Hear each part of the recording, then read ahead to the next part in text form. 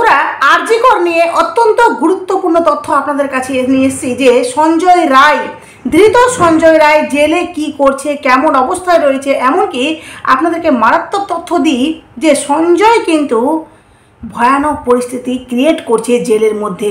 চলুন আপনাদেরকে পুরো ডিটেলসে সবটা বলবো। তার সাথে আরেকটি গুরুত্বপূর্ণ তথ্য যে সঞ্জয় রায়ের বাড়িতে গিয়ে মারাত্মক তথ্য পেয়েছেন সঞ্জয় রায়ের মায়ের কাছ থেকে। কি পরিস্থিতিতে আছে সঞ্জয় রায়ের মা, এমনকি কি বললো ছেলেকে নিয়ে, চলুন আপনাদেরকে পুরো ডিটেলসে বলবো। তোমার মা বাবা সিবিআইকে নিয়ে বিস্ফোরক অভিযোগ, চলুন পুরোটা আপনাদেরকে ডিটেলসে বলবো। প্রথমত আপনাদেরকে বলি সঞ্জয় রায়, যেই সঞ্জয় রায়ের তিলোত্তমার ধর্ষণের জন্য বা তার শাস্তি হয়েছে আরজি কর ম্যাটারে, মানে আজীবন কারাদণ্ড, তাই তো সেই সঞ্জয় রায় প্রেসিডেন্সি জেলে রয়েছে। কিন্তু সঞ্জয় রায়, সকলের মনে প্রশ্ন যে সঞ্জয় সে ফেঁসে গেছে, তার আজীবন কারাদণ্ড সাজা ঘোষণা হয়েছে, তারপরেও কিন্তু সঞ্জয় কেন আসল অপরাধীদের নাম সে বলছে না? কারণ সঞ্জয় কিন্তু সবটা জানে, এটা আমরা সকলে জানি। সঞ্জয় সেই একমাত্র ব্যক্তি তিলোত্তমার পর, মানে তিলোত্তমার যেহেতু নেই, তিলোত্তমার বডি নেই, যার জন্য কিন্তু তিলোত্তমার পরে কেউ যদি পাকাপোক্ত প্রমাণ হয়ে থাকে সেটা হলো গিয়ে সঞ্জয় রায়। কিন্তু সঞ্জয় মুখ খুলছে না, তাই না? কোথাও না কোথাও সঞ্জয় কিন্তু জেলে থাকলেও সে মানে আমাদের যে মানে মুখ্যমন্ত্রী কোথাও না কোথাও রাজ্য সরকারের আন্ডারে রয়েছে। মানে রাজ্য সরকারের আন্ডারে থাকাকালীন সঞ্জয় কিন্তু কোনোদিনও মুখ খুলে সততা সামনে নিয়ে আসবে না, যতদূর আমরা অনুমান করতে পেরেছি, এমনকি এটা মানে উকিলও বলেছেন। এবার আপনাদেরকে বলি যে সঞ্জয় রায় জেলে কি করছেন, তাই না? আর তার আগে আপনাদেরকে বলি যে আপনারা অনেকে বলছেন যে এই তথ্যগুলো আমি আপনাদেরকে কি বানিয়ে দিচ্ছি, না, তথ্য আমি ক্রিয়েট করি না, তথ্য আমি কালেক্ট করি, ঠিক আছে? তথ্য সংগ্রহ করে আপনাদের কাছে সমস্ত সত্য তথ্য পৌঁছে দিই। কারণ তথ্য তৈরি করা আমার কাজ নয়, তথ্য সংগ্রহ করে আপনাদের কাছে সমস্ত সত্য তথ্য পৌঁছে দেওয়া এটা আমার কাজ, ঠিক আছে? যেটা ঘটছে, যেটা হচ্ছে, সেটা আপনাদের কাছে সমস্ত সত্যটা বলছি। এবার আপনাদেরকে মুদ্রা কথায় নিয়ে আসি যে সঞ্জয় রায় জেলে কি করছে, কেমন আছে, কি ভয়ানক পরিস্থিতি ক্রিয়েট করছে, আপনাদেরকে যেটা বলি শুনলে আপনারা চমকে যাবেন বন্ধুরা। প্রথমত হলো যে আরজি কর কাণ্ডে, মানে আরজি কর হাসপাতালে ধর্ষণ, গণধর্ষণ ও খুনের ঘটনায় যাবজ্জীবন সাজাপ্রাপ্ত সিভিক ভলেন্টিয়ার সঞ্জয় রায় ফের বিপাকে, বুঝতে পারছেন? সঞ্জয় রায় ফের বিপাকে, যেটা হলো সংশোধনাগারে অসভ্য আচরণ ও কর্তৃপক্ষের নির্দেশ অমান্য করার অভিযোগ উঠেছে তার বিরুদ্ধে, মানে সঞ্জয় রায়ের বিরুদ্ধে। সংশ্লিষ্ট আধিকারিকদের মতে পরিস্থিতির উন্নতি না হলে সংশোধনাগার বিধি মতে তার বিরুদ্ধে, বুঝতে পারছেন, তার বিধি মানে তার বিরুদ্ধে, সঞ্জয় রায়ের বিরুদ্ধে শাস্তিমূলক ব্যবস্থা নেওয়া ছাড়া আর কোনো উপায় থাকবে না, যেহেতু সঞ্জয় রায় সেখানে ভয়ানক পরিস্থিতি ক্রিয়েট করছে। যেটা হলো সাজা ঘোষণার পর থেকে প্রেসিডেন্সি সংশোধনাগারে রয়েছেন সঞ্জয় রায়। সংশোধনাগারে এক আধিকারিক জানান 7 মাসের বেশি সময় হয়ে গেলেও তার মধ্যে বিন্দু মাত্র অনুশোচনার ছাপ নেই। পয়েন্ট টু বি নোটেড, বুঝতে পারছেন?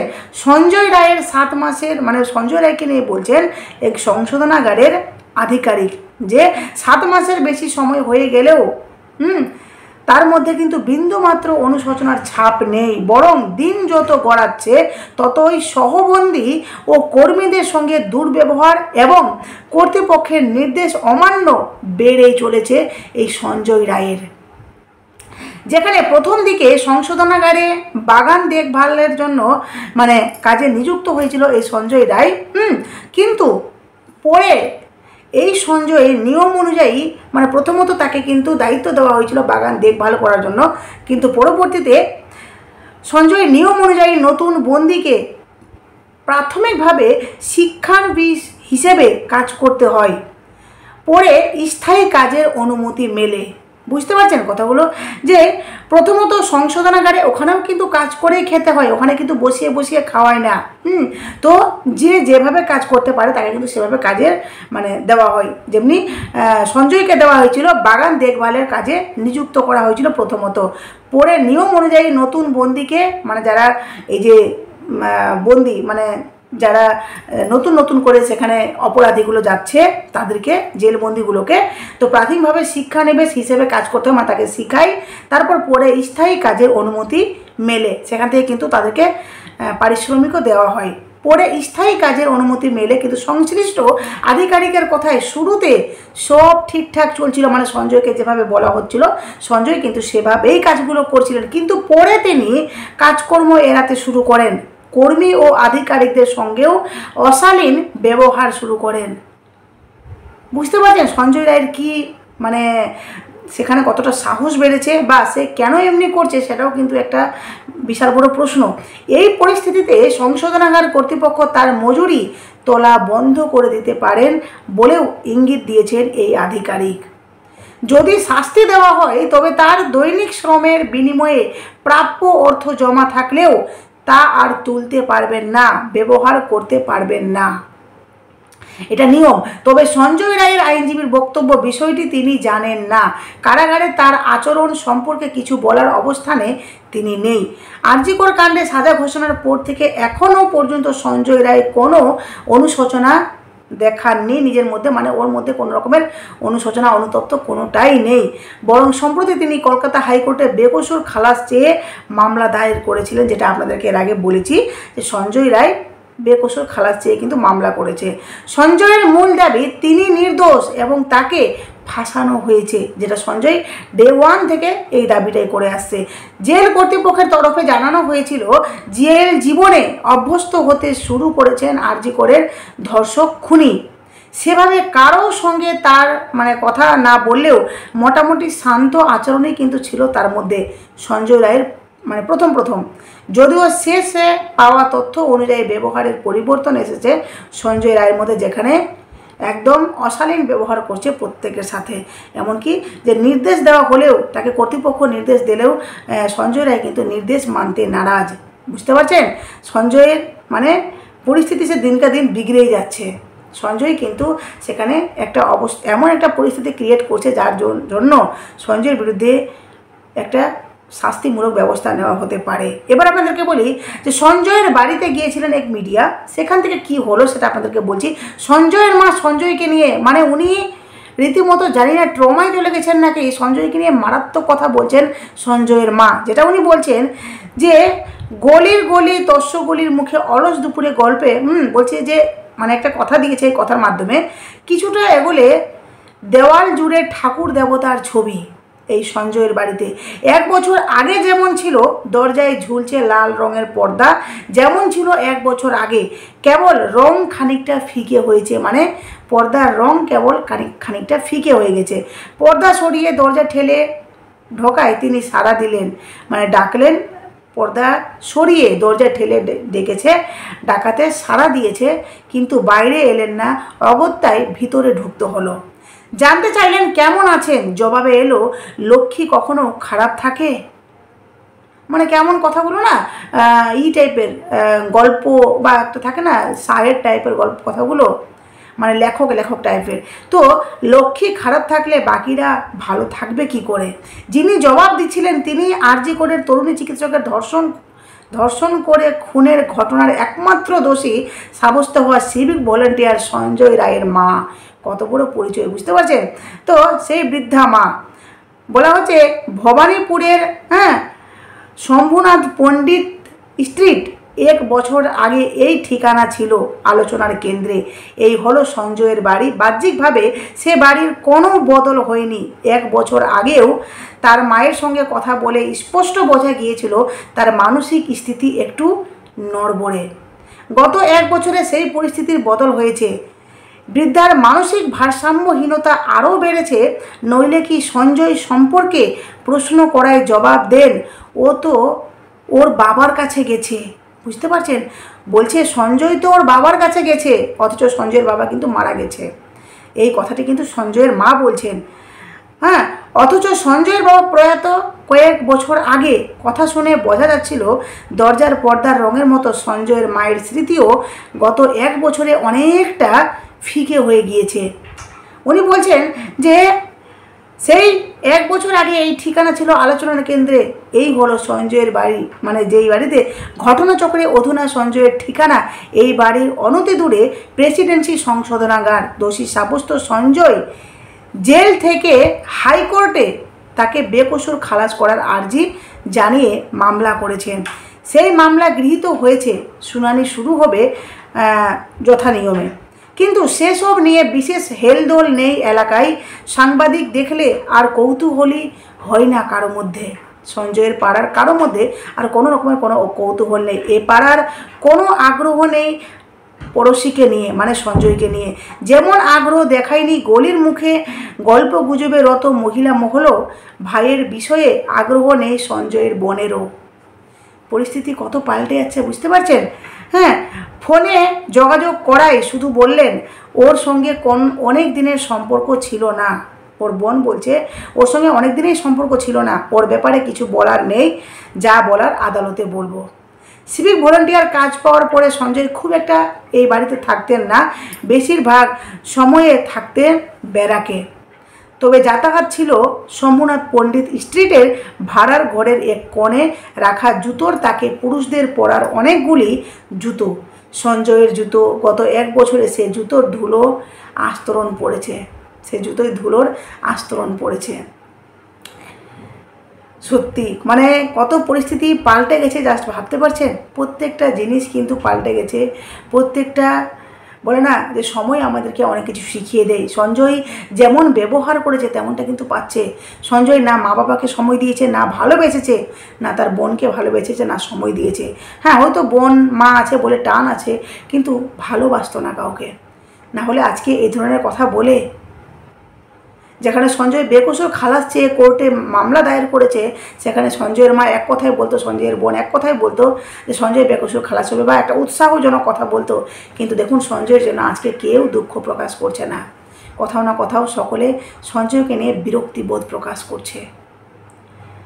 হ্যাঁ, বলছে দোষী সাব্যস্ত সঞ্জয় জেল থেকে হাইকোর্টে তাকে বেকসুর খালাস আর্জি জানিয়ে, মানে উনি বলছেন যে আর্জি করেছে, যেখানে সিভিক ভলেন্টিয়ার কাজ পাওয়ার পরে সঞ্জয় খুব একটা বাড়িতে থাকতেন না, বেশিরভাগ সময়ে ব্যারাকে থাকতেন, যেটা আপনাদেরকে বললাম। এবার আপনাদেরকে বলি যে ভবানীপুরের এই ঠিকানা থেকে প্রায় 25 কিলোমিটার দূরে উত্তর 24 পরগনার মসফলের অন্য বাড়িটিরও বাহ্যিক কোনো বদল হয়নি। গত 1 বছরে এই বাড়িতে থাকেন নির্যাতিতা নিহত চিকিৎসকের মা বাবা, মানে তিলোত্তমার বাড়ির কথা বলছে। গত বছরে 8-9 আগস্টের রাতে আরজিকরের সেমিনার কক্ষে তরুণী চিকিৎসকের ধর্ষণ করে খুনের ঘটনা ঘটেছিল। কিন্তু হিন্দু রীতি অনুযায়ী মৃত্যুর বর্ষপূর্তি ধরা হয় তিথি অনুযায়ী। গত 30 জুলাই সেই মতো নির্যাতিতার বাবা গোয়ায় গিয়ে কন্যার পিণ্ডদান করেছেন। বুঝতে পারছেন? তিলোত্তমার বাবা গোয়ায় গিয়ে পিণ্ডদান করেছেন, কিন্তু সেই পিণ্ডদানের সঙ্গে তাদের লড়াই শেষ হয়ে যায়নি। নির্যাতিতার বাবা যেমন বললেন, তারা এখনও মনে করেন না সঞ্জয় মানে এই যে নির্যাতিতার বাবা বলছেন যে এখনও মনে করেন না যে সঞ্জয় একা এই ঘটনা ঘটিয়েছে। এমনকি যে তার কথায় আসল দোষীরা হাসপাতাল চত্বরে ঘুরে বেড়াচ্ছে, কিন্তু কেউ কিছু করছে না। সত্যি অপরাধীরা হাসপাতালের এদিক ওদিক ওরা বুক ফুলিয়ে কাজ করছে, ঘুরছে, অথচ দেখুন যে তারা অপরাধী বলে আর গণ্য হচ্ছে না। তারা মনে করেন গত 1 বছরে অনেক কিছু হতে পারতো, কিন্তু হয়নি। কি হয়নি, কি হতে পারতো? নিহত চিকিৎসকের বাবার কথায় মেয়েটা থাকলে এতদিনে জুনিয়র থেকে সিনিয়র হয়ে যেত। হাইরে কপাল, এতদিনে এমডি হয়ে যেত মেয়েটার। তাহলে কি হয়েছে? বলছে পরিপার্শ্বের বদল হয়েছে, পরিজন পরিষদের ক্রমে সরে যাওয়া হয়েছে। যে মৃত্যু টানা 3 মাস ধরে আলোড়িত করে রেখেছিল পশ্চিমবঙ্গের রাজনৈতিক, প্রশাসনিক, সামাজিক, সাংস্কৃতিক পরিমণ্ডলকে, 1 বছরের মধ্যে সেই আবহ মিলিয়ে গিয়েছে। তেমনি বক্তব্য নির্যাতিতার বাবার। আক্ষেপ নিয়ে তিনি বলছেন, আত্মীয়রা কেউ আর বাড়তি খোঁজ রাখেন না। অনেকেই বদলে গিয়েছেন, ঝামেলা আর রাজনীতির চাপের মধ্যে কেউ ঢুকতে চান না। আমরাই তো চাপে আছি, ওরা কেন সেই চাপ নেবেন? আরও বলেন, প্রতিবেশীরাও বদলে গিয়েছিল, মানে এখনও বদলে গিয়েছেন, আর নিয়মিত যোগাযোগ করেন না কেউ। আসলে সকলের কাছে নিজের স্বার্থ সবচেয়ে আগে, এটাই স্বাভাবিক। যে বাড়িতে 1 বছর আগে আছড়ে পড়তো সহানুভূতির ঢেউ, অনেকে সহানুভূতি দেখাতো, সেই বাড়িতে এখন চারপাশ বদলে যাওয়ার আক্ষেপের বাষ্প। গত 1 বছরে নিজেদের পরিবারের ধারণায় আরও একটি বদল ঘটেছে। প্রথম থেকে তাদের অভিযোগ ছিল রাজ্য সরকারের বিরুদ্ধে, এখন সেখানে জুড়ে গিয়েছে কেন্দ্রীয় সরকারও। নিজেদের বাবার কথায় আগের রাজ্যের বিরুদ্ধে ছিল লড়াই, এখন সেই বন্ধনীতে জুড়ে গিয়েছে কেন্দ্র। সিবিআই কোর্টে দাঁড়িয়ে কলকাতা পুলিশকে ক্লিন চিট দিচ্ছে। এর থেকে দুঃখের আর কি আছে? কলকাতা পুলিশের উপর অনাস্থা থেকে সিবিআই তদন্তের আর্জি জানানো হয়েছিল আদালতে। তাই চেয়েছিল নিজেদের পরিবারও। 1 বছর পরে নিজেদের বাবা বলছেন সিবিআই ঠিক করেছে, তারা বুঝবে না, বুঝলে গোটা প্রশাসনের কঙ্কাল প্রকাশ্যে চলে আসবে। বলছে 20 শতাব্দীতে মানুষের শোকের আয়ু বড়জোর 1 বছর। নাজিম হিকমতের লেখা কবিতার প্রত্যেকটা কথা দেখুন, যে একটা কোথাও না কোথাও কবিতার মাধ্যমে এই সমস্ত দুঃখগুলো প্রকাশ করে দিয়েছেন, যেটা সত্যি অত্যন্ত দুঃখদায়ক। তিলোত্তমার মা বাবার ভাবনাটা হয়তো অনেকে অনুভব করতে পারবেন না, ওরা কেমন পরিস্থিতিতে কী পর্যায়ের মধ্যে তিলোত্তমার মা বাবা যাচ্ছে।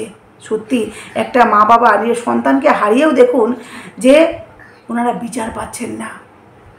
তিলোত্তমার মা বাবা সিবিআইয়ের সঙ্গে দেখা করার পর ওনারা বাইরে হয়ে যে মারাত্মক মন্তব্য সিবিআইকে নিয়ে করেছেন, সেটা হলো যে ওনারা বলছেন যে হ্যাঁ, সিবিআই আমাদেরকে যা বলেছে, তাদের মেয়ের যে হত্যা তা একজন ব্যক্তির দ্বারা সংগঠিত হতে পারে না, এটা তিলোত্তমার মা বাবা মনে করছেন।